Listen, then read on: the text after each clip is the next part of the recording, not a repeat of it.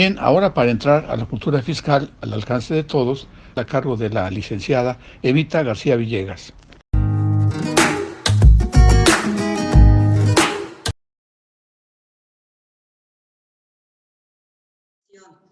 Hoy vamos a hablar acerca de la reforma y adición a la Ley Federal de Telecomunicaciones y Radiodifusión. Vamos a hacer un poquito de antecedentes para ver de qué vamos a hablar, qué es esto, porque nosotros dedicados al campo fiscal pocas veces tenemos conexión con este tipo de normas, con este tipo de regulación. Entonces, vamos a empezar por decir, ¿qué son las telecomunicaciones? Pues dice la propia norma que es la transmisión a distancia de datos de información por medios electrónicos o tecnológicos. Estos datos de información son transportados a los circuitos de telecomunicaciones mediante señales eléctricas, como es el caso de lo que estamos haciendo. En este momento estamos haciendo uso de las telecomunicaciones. ¿Y cuál es el tema acerca de estas telecomunicaciones? ¿Qué tienen que ver con nosotros? ¿Por qué en este momento se han puesto en la mira por nosotros? Bueno, pues resulta que recientemente, el 16 de abril de este año, se dio a conocer en el Diario Oficial de la Federación una modificación, una reforma y adición a esta Ley Federal de Telecomunicaciones y Radiodifusión. Esta ley, como dice el artículo primero, de lo que se ocupa es del uso, aprovechamiento y explotación del espectro radioeléctrico.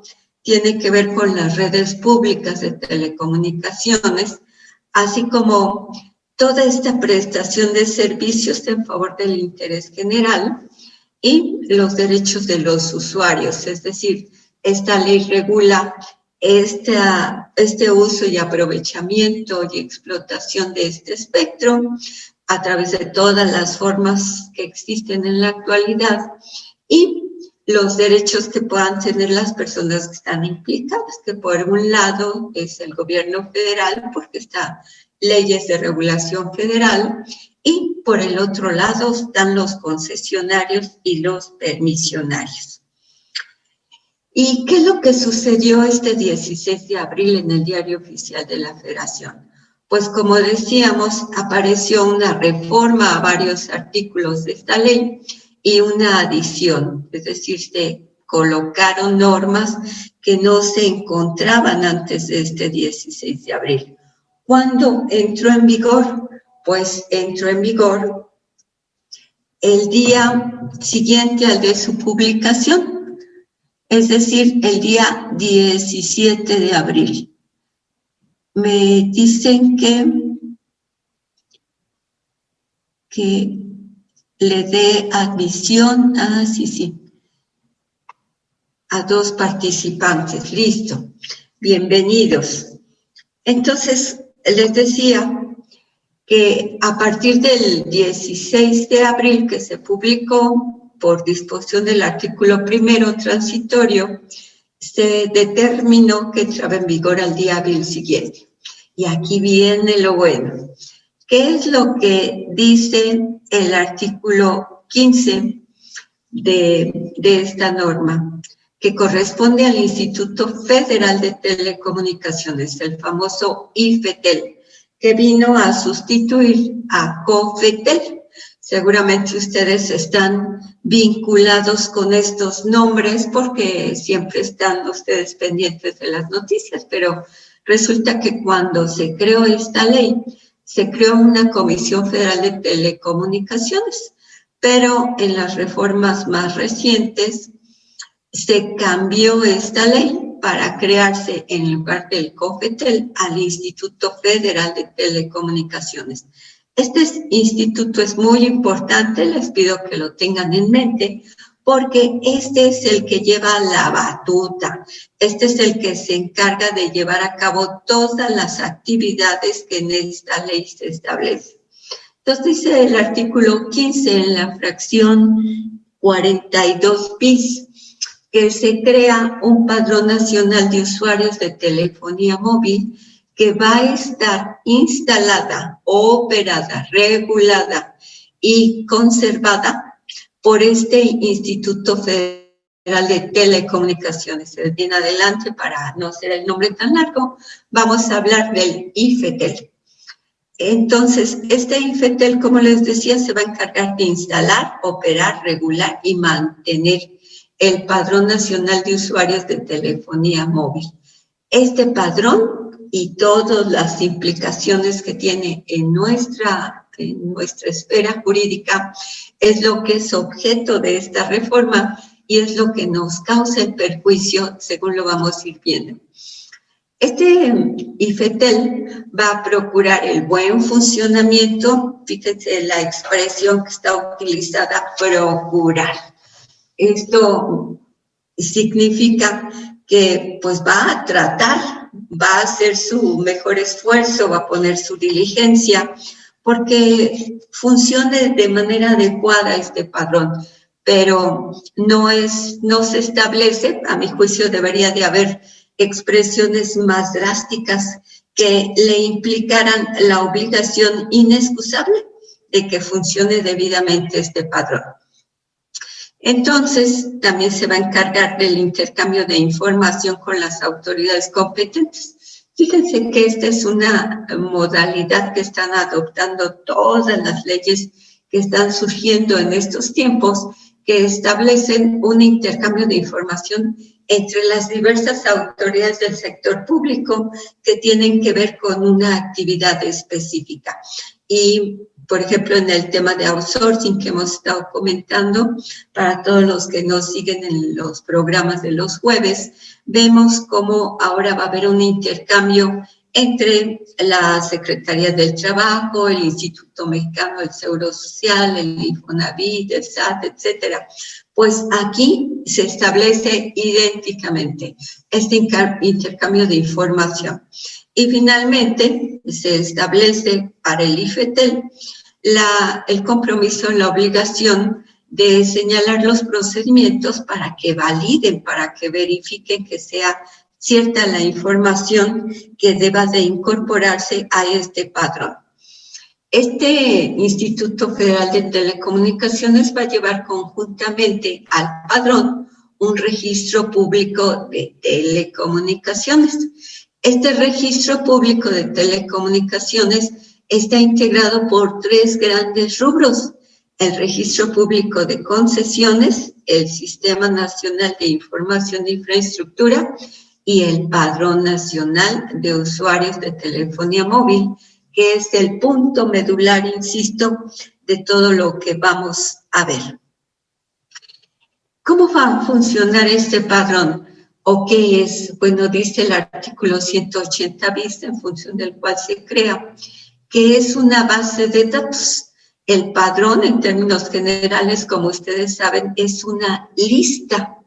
Pues este padrón nacional, pues es una lista a nivel nacional con información de todas las personas físicas o morales que seamos titulares de cada una de las líneas telefónicas móviles.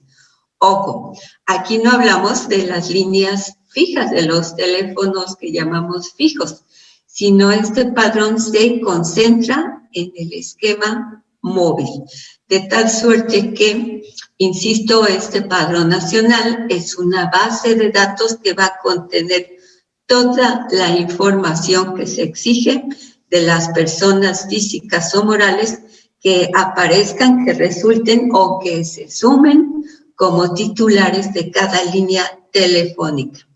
Este IFETEL se va a encargar de expedir las disposiciones administrativas para la debida operación de este PANAUT.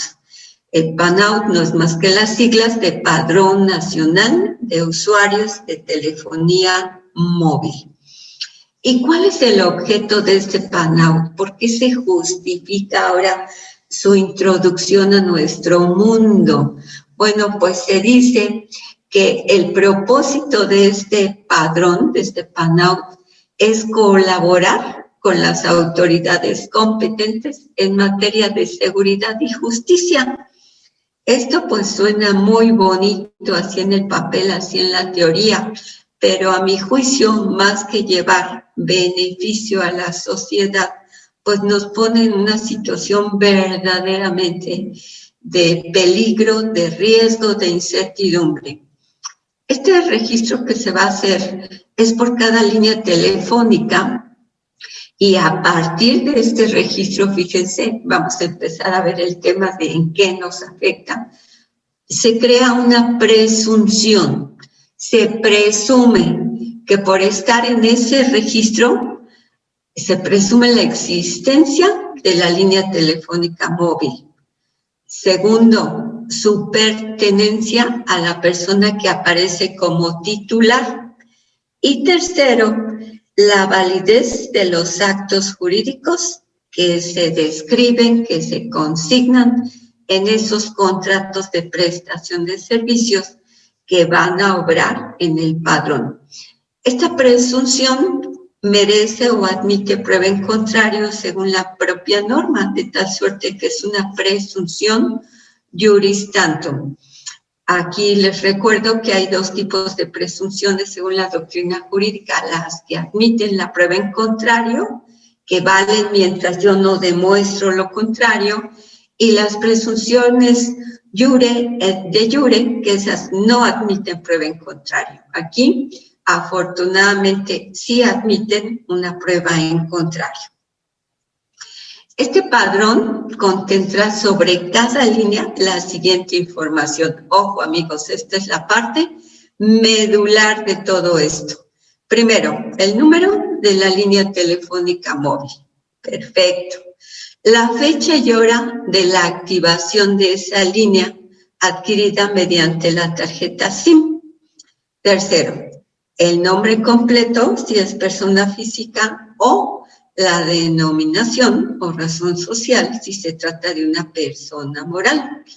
La nacionalidad, y como ustedes saben, tanto las personas físicas como las personas morales tenemos una nacionalidad, que es, en el caso de las personas físicas, donde nacemos, o bien cuando hacemos todo un proceso para nacionalizarnos.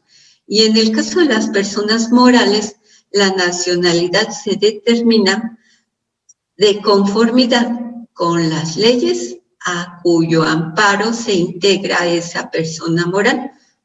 Es decir, si yo me integro una sociedad al amparo de las leyes mexicanas y establezco el domicilio en territorio mexicano, esa persona moral es mexicana porque está constituida al amparo de las leyes mexicanas. Luego, debemos de proporcionar el número de identificación oficial con fotografía, es decir, el INE, el pasaporte, la cartilla, la cédula profesional o la clave única de registro de población, es decir, la famosa CURP, que correspondan al titular de la línea. Y ustedes me dirán, en el caso de las personas morales, ¿cómo va a ser esto? Pues es que se establece que, tratándose de personas morales, me piden que le demos admisión a otra persona. Listo, bienvenida. Se establece que va a ser el representante legal de esa persona moral la que va a tener que dar todos estos datos de su identificación oficial y los datos biométricos. Esto es lo que nos ha levantado los focos rojos, porque decimos, ¿cómo? Para empezar, dice la norma que vamos a tener que proporcionar, porque esto es obligatorio, no es optativo, es obligatorio para los dos lados. ¿Qué quiero decir con los dos lados? Que es obligatorio para el titular de la línea y es obligatorio para el concesionario de telecomunicaciones que nos esté dando el servicio, que tiene que reportar, tiene que avisar toda esta información. Es decir, se va a hacer una cadenita. Yo, usuario, le doy la información al concesionario con quien yo voy a obtener la línea. Y este concesionario se lo tiene que proporcionar al Padrón Nacional de Usuarios de Telefonía. Entonces, ¿qué entendemos por datos biométricos? Ahí empezamos a quitar el velo. Se ha hablado mucho a este respecto en los medios masivos de comunicación, los datos biométricos. Ya todos los que hemos pasado por el registro, nuestra alta en el SAT, estamos de alguna manera familiarizados con el tema, pero no del todo. Dice que vamos a aportar los datos biométricos del usuario y, en su caso, del representante legal de la persona moral. ¿Cómo se va a hacer? ¿Cómo se van a recabar estos datos biométricos y cuáles datos biométricos vamos a usar? Bueno, pues va a ser en razón de las disposiciones administrativas que emita el instituto. ¿Cuál instituto? El IFETEL, el Instituto Federal de Telecomunicaciones. Él es el que se va a encargar, como dijimos en las láminas anteriores, de integrar, de conformar este padrón, de manejarlo, de cuidarlo, de procurar que funcione debidamente. ¿Qué más debemos de aportar? Vamos a hablar en un momento de todos estos datos biométricos. Pero ¿qué más debemos de aportar? El domicilio, los datos del concesionario de telecomunicaciones, es decir, quién nos está dando el servicio, y el esquema de contratación, ya sea postpago o prepago. ¿Cómo es el postpago? Con la famosa renta, suscribimos un contrato y mes a mes nos mandan el recibo. ¿Cómo es el prepago? Yo voy y cargo alguna cantidad de dinero para tener el servicio durante un periodo específico, dependiendo de lo que pague. Y finalmente, también tiene que integrarse este padrón con los avisos de actualización.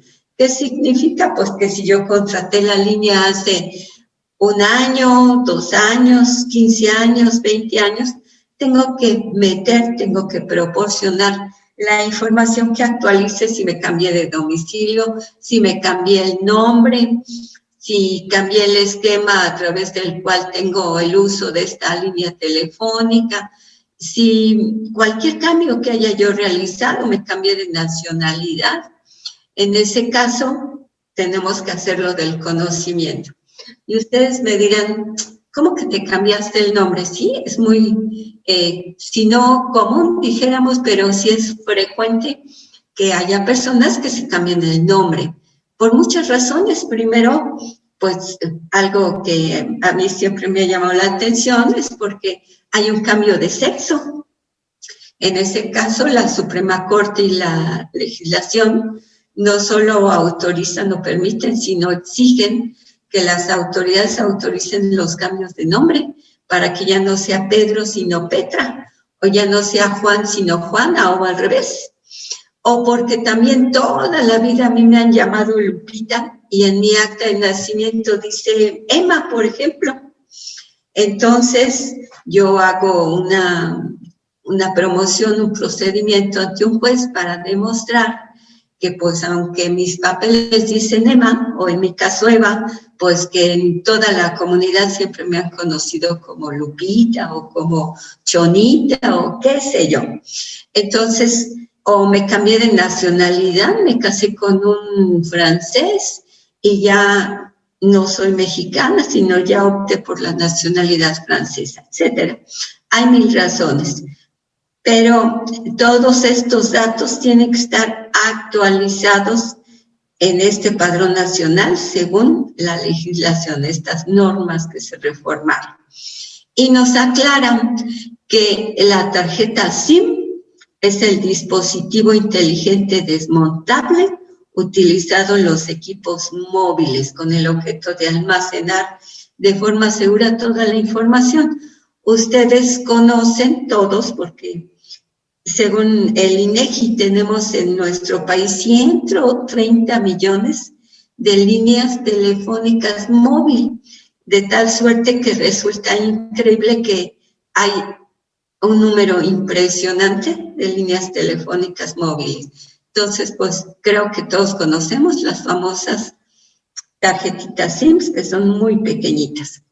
Bien, en el artículo 184 reformado de esta Ley Federal de Telecomunicaciones se establece lo que les comentaba ya, que este registro es obligatorio, no es opcional, porque si fuera opcional, pues no nos causaría perjuicio, diríamos, bueno, pues no lo hago, no me sujeto y tema resuelto.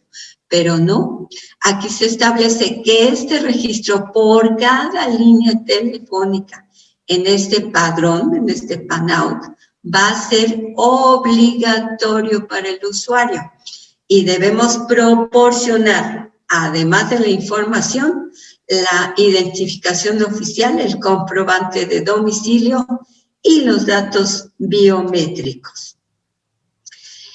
¿De quién es obligación esto? Dice el artículo 180 quintes. Pues toda esta información es obligación, les decía, tanto de los concesionarios ya autorizados como de los usuarios, porque para que los concesionarios lo aporten al padrón, nosotros los usuarios se los vamos a tener que proporcionar a los concesionarios. Entonces aquí viene el primer problema, porque imagínense ustedes que con la inseguridad que esto implica, vamos a tener que llegar y darle toda esta información a los concesionarios. ¿Y cómo sabemos que ellos van a hacer un uso debido de esta información? Esa es la primera pregunta. ¿Quién me garantiza, quién me asegura que estos concesionarios no van a vender esta información, no se la van a proporcionar a alguien por algún acto lucrativo para ellos? Si bien es cierto que se establecen prohibiciones y multas, y algunas muy altas, para estos concesionarios en el manejo de la información, pero pues todos sabemos que en nuestro país siempre hay solución para muchas cosas. Entonces, yo a título personal no me considero segura si mi información va a estar en manos de concesionarios que a su vez pues están integrados por una serie de personal que no conocemos cuál es su perfil psicológico de respuesta ante el uso de la información. Pero bueno, dice que una vez que nosotros la recabemos, estos concesionarios van a ser los que la ingresen, los que la proporcionen al Padrón Nacional, al IFETEL. ¿Y cómo se hará ese ingreso? Dice que a través de medios remotos y que ellos van a registrar la información relativa a las altas, a las bajas y a todos los movimientos asociados que permitan tener actualizado este padrón. Ahora vamos a conocer, vamos a comentar cómo es un dato biométrico, cómo se integra, de dónde sale, por qué se usa. Yo encontré en internet, ustedes lo pueden localizar, una guía para el tratamiento de datos biométricos formado por el INAI, por el Instituto Nacional de todo este acceso a la información. Este es un órgano oficial. ¿Y qué dice esta guía? Pues cosas bien interesantes. Para empezar, ¿qué es la biometría? Pues dice que es un método de reconocimiento de personas basados en sus datos biométricos. ¿Y qué son los datos biométricos? Son las propiedades físicas, fisiológicas, de comportamiento o rasgos de la personalidad, que son atribuibles a una sola persona y que son medibles. Entonces, aquí tenemos dos características importantísimas de los datos biométricos. Primero, que estos datos biométricos necesariamente deben de ser atribuibles a una sola persona. Y se dice que son irrepetibles, que son inconfundibles, que nadie más los puede tener. Fíjense qué interesante. Pero la otra gran característica indispensable es que sean medibles, que se puedan medir de forma cuantitativa. Si no se pueden medir, no son biométricos. La expresión biométrica, como ustedes lo acaban de ver, implica que todos estos datos sean medibles. Si se regresan a la parte de glosario, ahí dice dato biométrico que sean medibles. De tal suerte, insisto, que si no son medibles, no son datos biométricos. Pero fíjense, a mí me llamó mucho la atención que sean propiedades físicas, fisiológicas de comportamiento o rasgos de la personalidad. Entonces, ¿cuáles son estos elementos? Y además algo muy importante, que en razón de todo esto puedan ser portables, que se puedan almacenar, que se puedan compartir, que se puedan utilizar. Y se entiende entonces que todos los sistemas biométricos son las aplicaciones tecnológicas que permiten el reconocimiento de la persona a través de estos datos biométricos por el hecho de que son irrepetibles. Entonces, ¿cuáles son estos datos? Pues tenemos, por ejemplo, el iris, tenemos la retina. Esto ya lo conocemos, insisto, por el tema de cuando vamos al SAT a darnos de alta y que nos exigen tomarnos el iris. Pero no solo es eso, es el reconocimiento facial, es la huella digital, es la geometría de la mano, de los dedos, la estructura de las venas. Imagínense, amigos, que la estructura de las venas de la mano, la forma de las orejas, la piel o estructura de la superficie dérmica, el ADN, la composición química del olor corporal. Todos tenemos un olor, pues ese olor, esa composición química es un dato biométrico. El patrón vascular, es decir, por dónde caminan las venas, cómo están estructuradas en todo nuestro cuerpo, la pulsación cardíaca y más. A mí me dejó, pero así perpleja, absorta, todo este conocimiento. Y recordamos que aunque son datos universales, porque todos los seres humanos contamos con ellos, pero son únicos, son irrepetibles y en esa medida nos distinguen de otras personas y además son permanentes, ya que se mantienen en la mayoría de los casos como una constante. Alguien me decía por ahí, que otros me dijeron que no es cierto, que el uso de tanto gel que está erosionando de alguna manera nuestras huellas dactilares. Otras personas me han dicho que no. Como son más los que me han dicho que no, yo pensaría que no, pero una cortada, una quemadura, algún procedimiento, pues no sé, alguna operación, alguna cirugía, seguramente sí nos pueden alterar de manera muy drástica estas huellas. Y pues ya ven que en las películas de ciencia ficción sale cómo se hace el cambio de la piel, cómo se hace el cambio de todos los datos faciales. Bueno, pues estas características pueden ser no solo de nuestro biotipo, de nuestra composición física, sino también se refieren al comportamiento. Fíjense, algo que me resultó todavía más interesante o me llamó más la atención, que desde el hecho de cómo le damos al teclado de nuestra computadora, cómo caminamos, cómo firmamos, que esto sí lo hemos sabido durante mucho tiempo, cómo podemos imprimirle presión a la pluma, cómo podemos en un momento dado emitir cierto tipo de sonidos. Todo esto que son datos de nuestro comportamiento también constituyen datos biométricos en la medida en que se puedan medir, se puedan almacenar.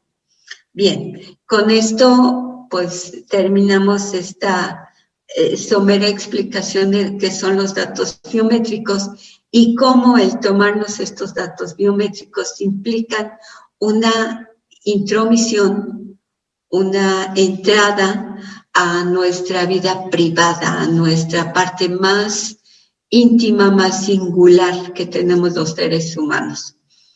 Entonces, ahora nos regresamos, cerramos este paréntesis, aunque más adelante vamos a seguir hablando de estos datos biométricos. Dice la norma reformada en el 180 ter que todos estos datos, esta información, se presentarán por los medios y en los plazos que se establezcan en estas disposiciones administrativas. Esto es algo semejante a la resolución miscelánea de que siempre escuchamos, estamos muy familiarizados con que se habla de las normas de carácter general. Pues aquí el IFETEL igualmente va a establecer todas las normas necesarias para aplicar esto.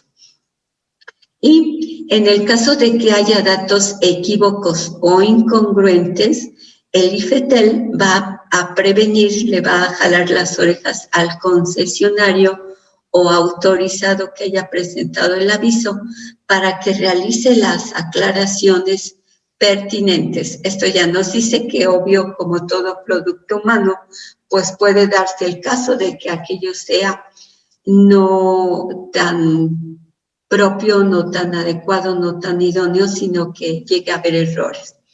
¿Cómo vamos a actualizar la información? Bueno, pues hablamos de actualización de la información cuando el titular, cada uno de nosotros, se advierta que no son correctos los datos o que me están señalando como titular de una línea telefónica que yo no tengo. En ese caso, nosotros los titulares vamos a solicitar directamente al instituto o al concesionario de la telefonía que nos ajusten, que nos corrijan esa información, o bien, si ya no tenemos esa línea telefónica móvil, que nos den de baja. Esta baja no implica la eliminación del registro, implica nada más que se anote que ya no tenemos la línea, pero nuestros datos van a continuar en ese padrón y el registro asociado a ese número telefónico se va a mantener por un plazo de 6 meses. Es decir, si yo reviso el padrón y veo que ahí me tienen como que soy dueña de una línea telefónica que ni he tenido o tuve, pero ya no tengo, eso me resultó tipo canción, entonces yo tengo que acudir al padrón y decirle, oye, no, quítame con ese número o de plano quítame del padrón, porque yo ya no tengo línea telefónica móvil. En ese caso, obviamente, vamos a tener que aportar los elementos probatorios para el efecto, documentales, no testimoniales. Vamos a demostrar con los documentos que yo fui con el concesionario y le dije, ya no quiero la línea, o ya llegó a su término el contrato, entonces queda concluido, ya no lo quiero renovar. En ese caso, nos van a dar de baja con el número, pero los datos de registro se van a mantener. Dice que el instituto, el IFETEL, va a validar y corroborar la información del padrón conforme a los sistemas informáticos que ella estime pertinentes y podrá solicitar a los concesionarios todas las explicaciones, todas las aclaraciones pertinentes. Y que va a habilitar mecanismos de consulta. ¿Qué quiere decir esto? Que el IFETEL como va a manejar este padrón, este PAN-OUT, entonces va a permitir, una vez que esté funcionando, que los que somos titulares ingresemos para revisar única y exclusivamente los números telefónicos que tenemos registrados. No podemos teóricamente ver toda la demás información, sino solo la que nos atañe. Y que en razón de ello se estima que todo este registro va a ser confidencial y reservado. Pero para nosotros, porque ahí viene el punto trágico, dice que las autoridades de seguridad de procuración y administración de justicia, ellos sí van a tener la posibilidad para requerirle al instituto, al IFETEL, todos los datos que necesiten de este PAN-OUT, de este padrón, y van a poder acceder a la información de acuerdo con la reglamentación. Entonces, ¿qué quiere decir? Que cualquier autoridad de seguridad de procuración y administración de justicia, ministerios públicos, la Fiscalía General de la República, los juzgados civiles, familiares, penales, etcétera, todo lo que conforma ese gran aparato que funciona en nuestro país, van a poder tener acceso a esta información. Entonces, ahí es donde yo personalmente dudo mucho que se pueda mantener el control. ¿Quién lo tiene? ¿Por qué lo tiene? ¿Y para qué lo tiene? Después dice el artículo 190 reformado que los concesionarios de telecomunicaciones y en su caso los autorizados deberán realizar la suspensión del servicio de los equipos cuando sean reportados como robados o extraviados. Quiero ver si esto realmente va a funcionar, que a mí me acaben de asaltar, de robar, o simplemente se me extravió, se me perdió, no supe dónde lo dejé, en una noche loca, una noche de copas, o simplemente por andar a la corre y corre, y que yo tenga un número, un correo, una dirección a donde hacer el reporte, y que realmente se proceda con la debida prisa, con la debida idoneidad, a dar de baja esto, a suspender, perdón, estos equipos, porque muchas veces llamamos a los teléfonos en cuestión y nos tienen ahí una hora dando vuelta por todo el sistema hasta que nos cuelgan y no logramos hacer estos reportes. Dice también que va a realizar el bloqueo inmediato de estas líneas cuando exista alguna causa reportadas por los titulares o propietarios, como en el caso de robo o extravío. Nos van a bloquear esa línea. Ojalá, suena muy bonito. Y van a realizar la suspensión inmediata cuando así se instruya por parte del IFETEL o de una autoridad competente para con ello hacer cesar la comisión de delitos. Aquí también suena muy bonito. Esperemos que funcione en la realidad. ¿Y qué pasa si no se hace? ¿Qué pasa si no se cumple?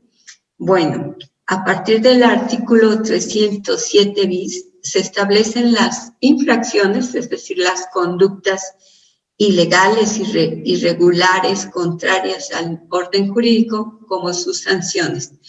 Dice que estas conductas son para los concesionarios.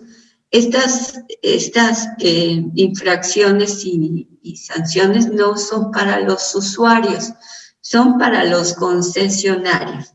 Dice que si efectúan extemporáneamente el registro de un número en el padrón, no lo dan de alta, la multa va de 20 a 50 unidades de medidas de actualización, que ahí en su material les estoy poniendo el equivalente, que es de 1,792, que es nada, a 4,481. Esto es por cada línea. Por no registrar un número de línea telefónica, la multa va de 500 a 1,000 UMAS. ahí ya la cifra cambia. Ahí va de 44.810 a 89.620. Entonces, vean aquí la diferencia. En el primer caso es porque lo hagan extemporáneamente, que la extemporaneidad puede darse por un día, por un mes, por un año, por el tiempo que sea. Pero por no registrar en definitiva la línea telefónica y las sanciones ya son más altas. O por no registrar las modificaciones o no presentar los avisos que actualicen la información del registro. En ese caso, las multas van de 44.810 a 89.620, igual que en el caso anterior. ¿Qué otras sanciones hay? Por hacer uso indebido de las constancias, documentos y demás medios de identificación. Ahí las multas van de 179.240 a 358.480. Aquí ustedes pueden decir, pues están altas, pero imagínense que por entregarle a, por ejemplo, el crimen organizado, nuestras identificaciones, la COR, todos nuestros documentos, toda nuestra información biométrica, la multa sea de 179,000 pesos si es que se dan cuenta los que van a sancionar, es decir, el IFETEL, si se dan cuenta, y si no se dan cuenta, pues ya toda nuestra información está en manos de otras personas y nadie hace nada.